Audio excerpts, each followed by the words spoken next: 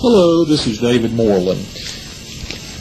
I'm the author of the novel Chickens Come Home to Roost. It's my great pleasure to be with you here today.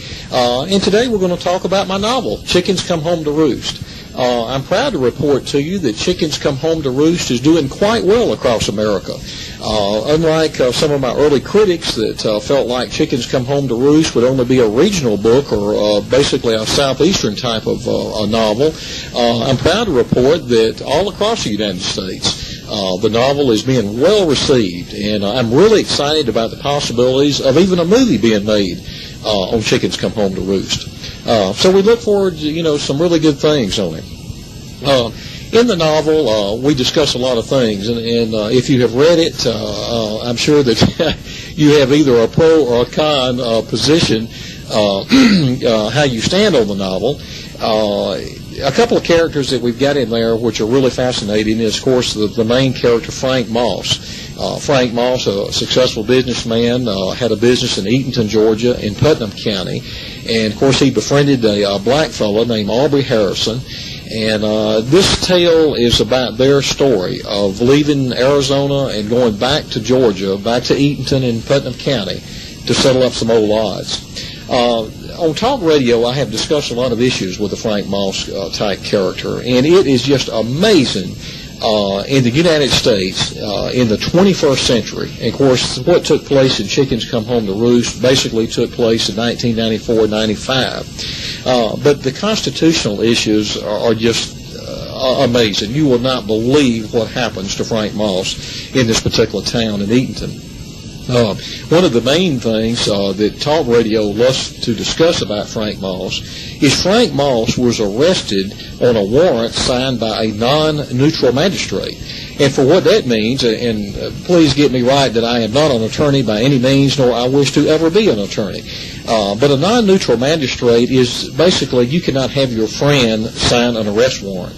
And in the story, Doris Anthony, the female lawyer that's so treacherous and evil in this book, has her friend sign the arrest warrant for Frank Moss to get rid of him.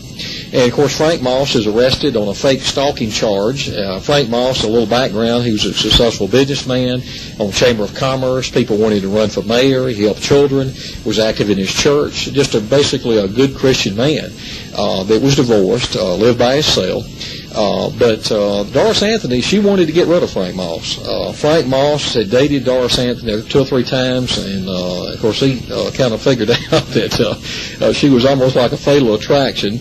And but it's amazing how Frank Moss is arrested. Normally you think of a stalker as someone that hides behind the bushes with a camera or peers at you inside of a window or just tracks you down all day long. But basically, Doris Anthony sets Frank Moss up, and it's discussed in the book how this happens. But what is amazing, when Frank Moss is arrested on this non-neutral magistrate arrest warrant, he's taken to the sheriff's jail, which if you've been into Eatonton, Putnam County, you know the particular jail that I'm talking about.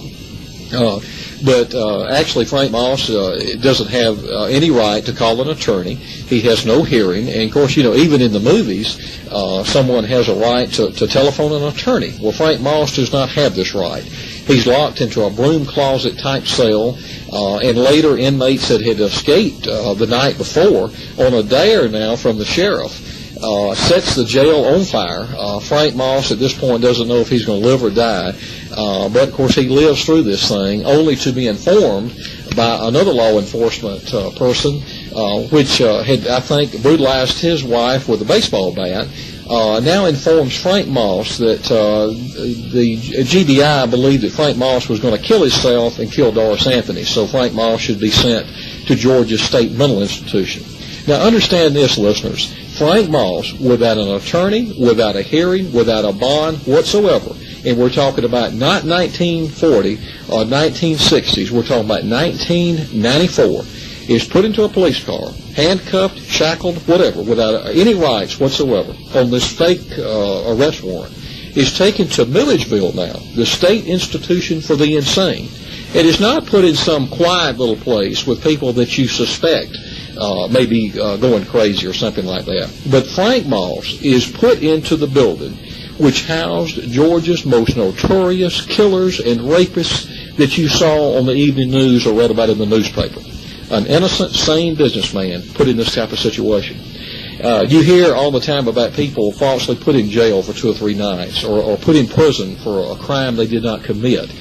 But how about this? How would you like to be put in Georgia's state mental institution with some of the most notorious criminals in the state? Not for 2 or 3 days, but for 2 weeks.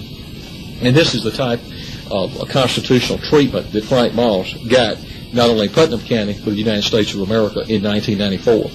And then, the story continues. He's hit with this tremendous bail, $25,000. He's banished from the county by the same judge that signs the papers to put him in Milledgeville.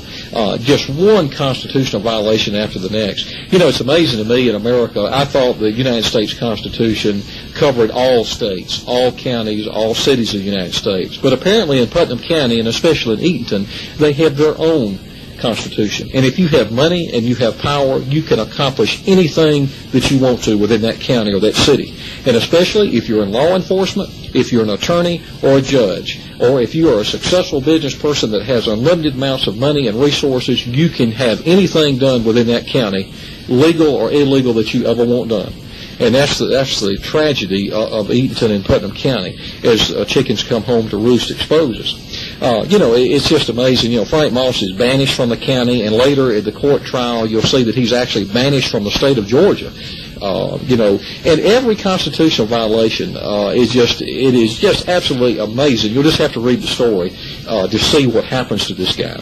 But the story continues on how the cops have fabricated all this evidence against Frank Moss, how they've taken the eulogy that he had written for his father's funeral and turned that and twisted that around into saying that Frank Moss was going to kill himself and kill this female attorney named Doris Anthony.